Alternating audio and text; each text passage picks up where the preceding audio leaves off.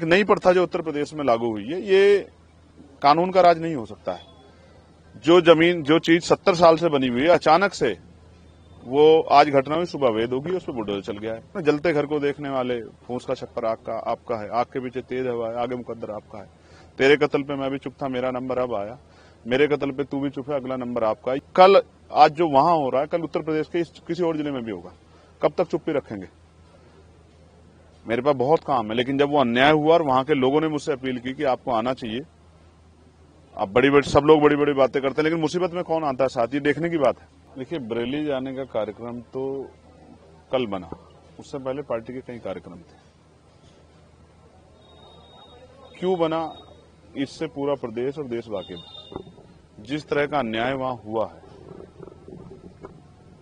पहले अधिकारियों में और आम जनता में सामंजस्य बनता था चीजों को संभालने के लिए। भाई, लोकतांत्रिक व्यवस्था है, अगर कहीं कुछ गलत हुआ है तो लोग विरोध करेंगे।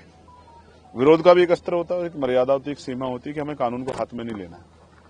लेकिन जिस तरह से हमें दिख रहा है कि सामने वाली छत से पत्थर आ रहा है और आरोप आप किसी और पे लगा रहे हैं, और फिर लाठीचार्ज हो रहा है। 82 से ज्यादा लोग जेल चले गए हैं, 2000 लोगों पे मुकदमा हुआ है।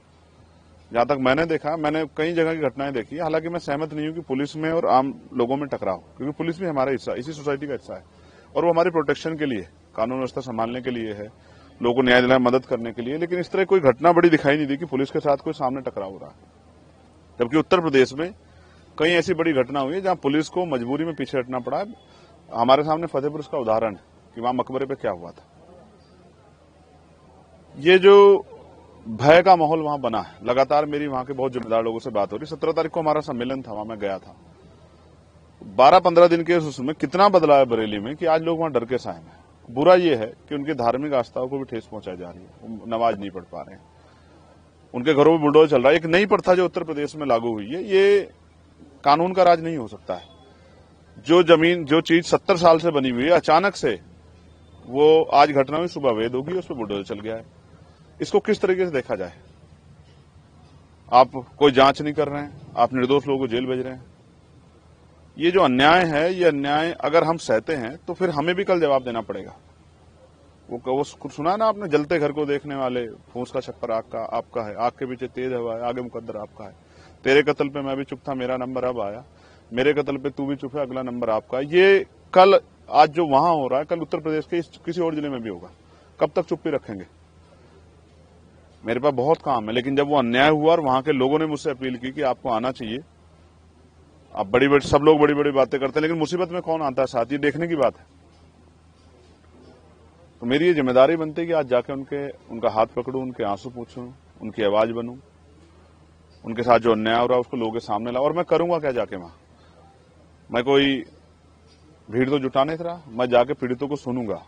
ऐसा क्या हुआ जिस सच्चाई को छिपाने के लिए, वहां जाने से रोकने के लिए इतना बड़ा जो है पुलिस बल लगाया गया है। मेरी पुलिस से कोई लड़ाई थोड़ा ही है भाई। कहीं कोई घटना हुई है तो हम लोग राजनीति कर रहे हैं, हम लोगों की आवाज की बनने की लड़ाई लड़ रहे हैं। तो अगर हम लोग उनके बीच में नहीं जाएंगे, उनको सुनेंगे नहीं, तो बताएंगे कैसे? फिर उस पर न्याय कैसे होगा? तो वहां जो अन्याय हो रहा है वो रुके, वहां जो निर्दोष लोगों पे कार्रवाई हो रही है वो कार्रवाई खत्म हो। वो जो वहां जो डर का माहौल है, भय का माहौल है, वो एक अच्छे माहौल के रूप में, सौहार्दपूर्ण माहौल के रूप में उभरे। आज विजयदशमी है, कल जुमे की नमाज है। ये जो माहौल बना हुआ है, इसमें लोगों को कुचला ना जाए। मैं बहुत जिम्मेदारी से कह रहा हूं कि लोकतंत्र को कुचला जा रहा है बरेली में, और अधिकारियों की, एडमिनिस्ट्रेशन की जिम्मेदारी है कि वो लोगों में इस तरह का जो है सामंजस्य, सौहार्दपूर्ण माहौल जो है बहाल कराएं, कि लोगों का ये भय खत्म हो और ये जो अन्याय हो रहा है ये खत्म। प्रशासन का कहते हैं तो माहौल खराब होने का वो है, और तो कहीं ना कहीं माहौल खराब करते हुए, देखते हुए वो लोग आपको रोक रहे हैं, इस वजह से कारण ये भी हो सकता है। अमित भाई, घटना किस तारीख की है? 26 तारीख की। मैं नहीं था वहां, मैं गया था 17 तारीख में। मेरे साथ हजारों लोग थे, कोई माहौल नहीं बिगड़ा।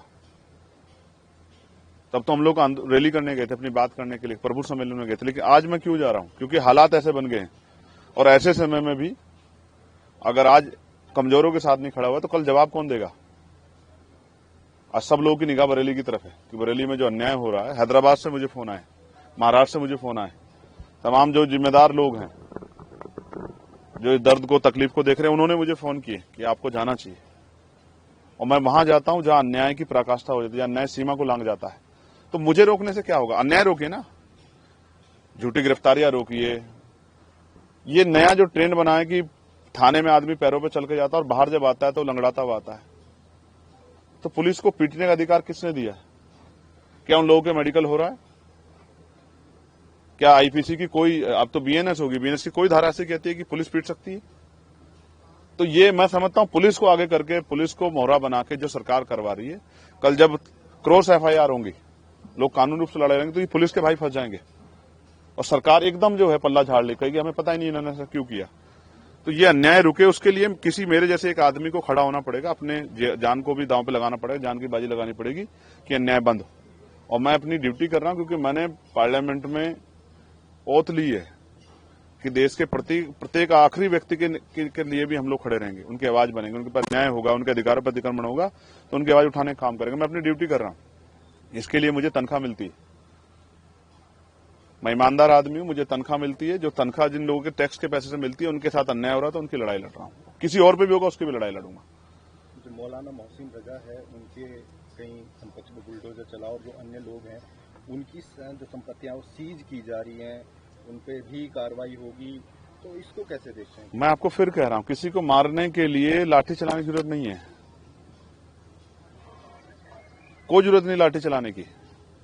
आप उसकी जो आर्थिक रिसोर्स हैं, उसके जो आर्थिक साधन उनको तोड़ दो, उसके आय के जो साधन है उसको तोड़ दो।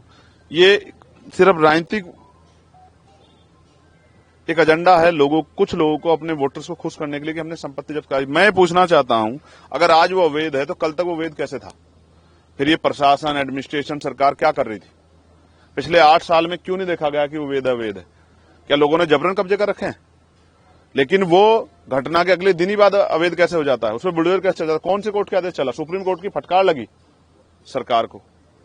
फिर भी ये सरकार जो है, क्योंकि ये रोटी नहीं देगी, ये रोजगार नहीं देगी, ये महंगाई खत्म नहीं करेगी, ये कर्मचारियों के हितों का ध्यान नहीं रखेगी, पुरानी पेंशन नहीं देगी, ये नई नियुक्तियां निकालेगी, ये पेपर लीक नहीं रोकेगी, ये आशा, आंगनबाड़ी, भोजन माता, पीआरडी के जवान, होमगार्ड के जवानों को जो है वेतन वृद्धि नहीं करेगी, ये पुलिस के भाइयों को जो है पुलिस रिफॉर्म नहीं लागू होने देगी।